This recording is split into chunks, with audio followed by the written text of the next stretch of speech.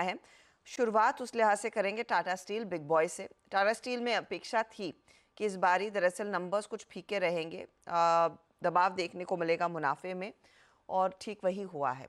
करीब 2 गुना मुनाफा घटता हुआ 554 करोड़ के आसपास का मुनाफा है। एक्सपेक्टेशन 942 करोड़ की थी, तो वहाँ पर एक बिग डिसअपॉइंटमेंट है। एक एक्सेप्शनल लॉस आया है करीब 594 करोड़ का, इसीलिए हमने देखा है इतना प्रेशर। लेकिन आप देखिएगा रेवेन्यू करीब 7% घटकर आया, 58,687 करोड़, 58,170 करोड़ के आसपास का अनुमान था, थोड़े से बचे हैं यहाँ पर। इबिट्टा में करीब 9% की गिरावट है, 6,600 करोड़ का इबिट्टा, 6,180 करोड़ का अनुमान था। मार्जिन्स कॉन्ट्रैक्ट नहीं हुए हैं। एक्सपेक्टेशन थी कि मार्जिन्स 10%, 10.9% के आसपास आएंगे। मार्जिन्स कंपनी ने स्टेडी रखे 11.3% पर वर्सेस 11.5%। तो ये नतीजे आज स्टॉक पर रिफ्लेक्ट होते हुए दिखाई देंगे। दूसरी तरफ वायदे बाजार में बहुत स्ट्रॉन्ग सेट जिसका आया है वो है कमिंस इंडिया। कमिंस के केस में नेट प्रॉफिट 76% बढ़कर आया, 561 करोड़, उम्मीद से कहीं बेहतर है। रेवेन्यू में 20% तक की वृद्धि देखने को मिली, 2316 करोड़ के आसपास का, ये भी एक्सपेक्टेशन से बेहतर। इबिट्टा 67% बढ़ा है, 544 करोड़, 386 करोड़ का अनुमान था बाय द वे, तो एक बड़ा बीट है। और मार्जिन्स एक्सपेक्टेशन थी कि हल्की सी बढ़त दिखाएंगे, 17.8% पर आने की अनुमान था, 23.5% का मार्जिन कंपनी ने पेश किया है। तो ये इनफैक्ट एक बड़ी हेडलाइन है आज की। कमिंस ने कितने बड़े नंबर्स पेश किए हैं।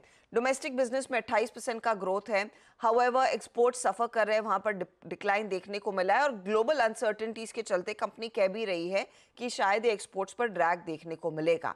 लेकिन पब्लिक और प्राइवेट इन्वेस्टमेंट जो इंफ्रास्ट्रक्चर में बढ़ रहा है, ये ड्राइव करने वाला है आगे बिजनेस और प्रॉफिटेबिलिटी को, और साथ ही साथ ब्रॉडर इकोनॉमिक ग्रोथ दरअसल बिजनेस के लिए अच्छी है। तो वो अच्छी कमेंट्री कमेंट्स की तरफ से आई है।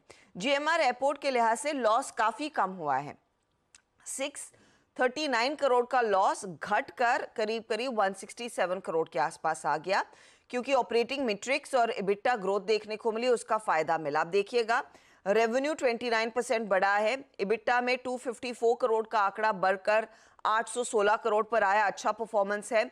मार्जिन्स 33%, 13% से बढ़कर 33% के मार्जिन्स, बहुत बढ़िया परफॉर्मेंस कंपनी की तरफ से देखा है। Domestic passenger traffic, international passenger traffic सब बड़े हैं, और वो एक अच्छा संकेत है कंपनी के लिए। अब आते हैं बाटा पर। बाटा के केस में प्रॉफिटेबिलिटी कॉन्ट्रैक्ट हुई है, 3% की गिरावट वहां पर देखने को मिली।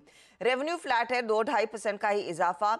इबिट्टा एब्सोल्युटली फ्लैट, और मार्जिन्स आप देखेंगे तो वो भी ट्रिम ही होते हुए दिखाई दिए हैं। तो एक और स्लगिश क्वार्टर बाटा के लिए, और कंपनी कह भी रही है कि डिमांड फीकी है, स्ट्रगल कर रहे हैं डिमांड को लेकर। हालांकि जो कैजुअल स्ट्रैटेजी उन्होंने अपनाई है वो काम कर रही है। स्नीकर कैटेगरी में पावर के बेसिस पर अच्छी खासी ग्रोथ देखने को मिली है।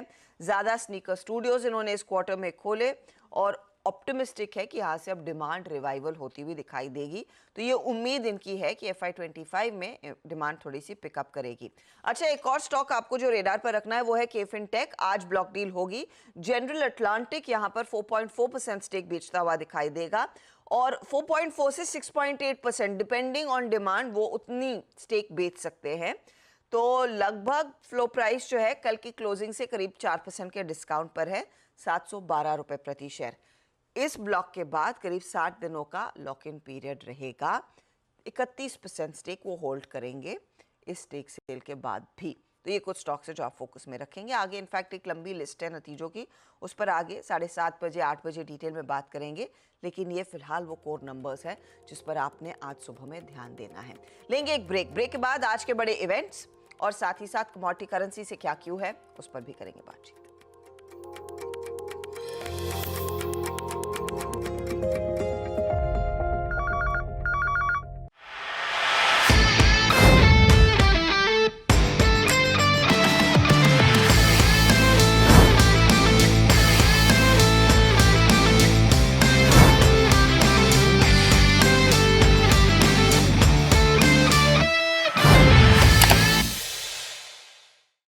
बता दें कि मनी कंट्रोल पर दिए गए विचार एक्सपर्ट्स के अपने निजी विचार होते हैं। वेबसाइट या मैनेजमेंट इसके लिए उत्तरदायी नहीं है। यूजर्स को मनी कंट्रोल की सलाह है कि कोई भी निवेश निर्णय लेने से पहले सर्टिफाइड एक्सपर्ट की सलाह लें।